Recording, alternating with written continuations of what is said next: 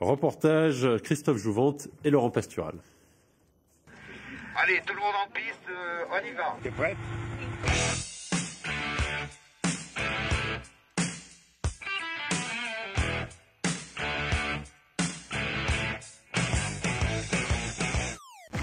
À la vue de ces images, Marie a décidé de participer à l'aventure.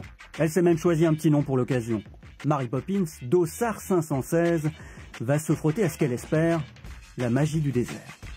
Il y a 220 équipages, il y a plus de 200 4x4. On n'est que 3 motos sur toutes les participantes. Donc oui, ça va être plus dur. Je pense que la fatigue physique, le mental, ça va forcément se ressentir, mais c'est là que le défi est encore relevé.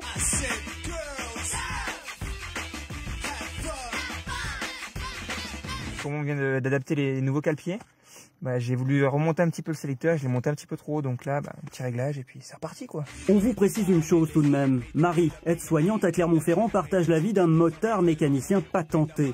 C'est un peu à cause de lui qu'elle s'est mis le Maroc en tête et qu'elle se retrouve avec une 450 cm3 modifiée sur les bras. C'est lui le mécano, heureusement. Alors c'est moi le mécano, c'est moi qui ai préparé la moto pour qu'elle parte. Mais une fois là-bas sur le rallye, elle n'aura pas de mécano, elle va être livrée elle-même. Pour le rallye, on a adapté cette moto pour une autonomie de 300 km.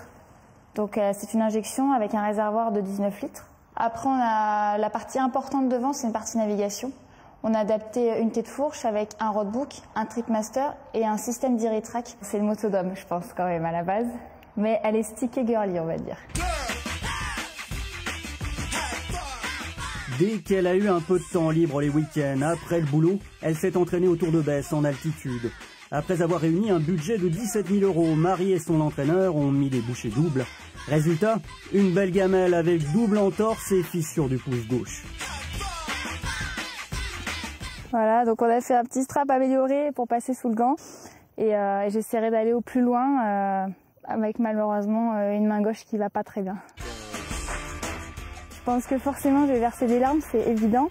Après, je pense aussi aux gens qui sont restés ici, à ma famille, à mon fils. Et je me dis qu'ils vont être fiers, c'est sûr. Donc j'ai envie d'aller loin. Je pense que quand je serai pas bien, c'est à eux que je vais penser en premier. Et je me dis qu'il faudra se relever le lendemain matin, qu'il y a 7 étapes et que le but c'est de passer Marrakech. Mary Poppins sera dimanche 13 octobre au départ du trophée, son défi comme elle dit. Avec son roadbook, une carte, sa boussole en bandoulière et l'espoir d'engloutir 2000 km de sable, Romain attendra tous les soirs à la maison le coup de fil qui va le rassurer. Allez, on croise les doigts pour elle. 3 lettres, MMA, Jean-Luc, c'est de l'assurance mais pas que. Oui, pas que. Le MMA, sport partiellement interdit en France. Seul l'entraînement est autorisé dans notre pays. Pourtant, le nombre de pratiquants ne cesse d'augmenter. Ce week-end, l'Artenium de Serra a accueilli un stage encadré par 2 champions internationaux de MMA. Laurent Pastural et Alfonso Martinez, les 2 guerriers de la rédaction, ont assisté à ce stage. La France est l'un des derniers pays à interdire les combats de MMA ou arts martiaux mixtes. En cause, le fait de pouvoir frapper un adversaire au sol. Pourtant, ce mélange de boxe pied-point, de judo et de lutte ne cesse de gagner des adeptes, des pratiquants qui mettent en avant les nombreuses règles qui sécurisent leur sport. Ils ont quand même le droit de s'entraîner, c'était le cas samedi à Serra. L'idée, après, à terme, c'est de mettre le danger en haut. C'est ce qu'on va voir vraiment après, c'est ce qu'on va intégrer vraiment, c'est les changements d'angle et les changements de niveau. C'est-à-dire, si je concentre en haut, ça veut dire que je peux rentrer en bas. S'il est en haut en train de protéger, ça veut dire qu'il est moins apte à protéger en bas. Formé au Pankido, un karaté intégrant du combat libre, Anthony Rea est l'un des rares champions français de MMA. Il est venu partager son expérience acquise au cours de combats sur les 5 continents. Moi, je suis plutôt venu leur amener un concept sur les transitions entre le pied-point et le phase de corps à corps. Donc, ce qu'on peut retrouver dans des sports comme le kickboxing, la boxe thaïlandaise, le full contact, le karaté, le kung-fu. Voilà, avec l'aspect lutte, judo, voilà, tout ce qu'on peut retrouver, cette mixité.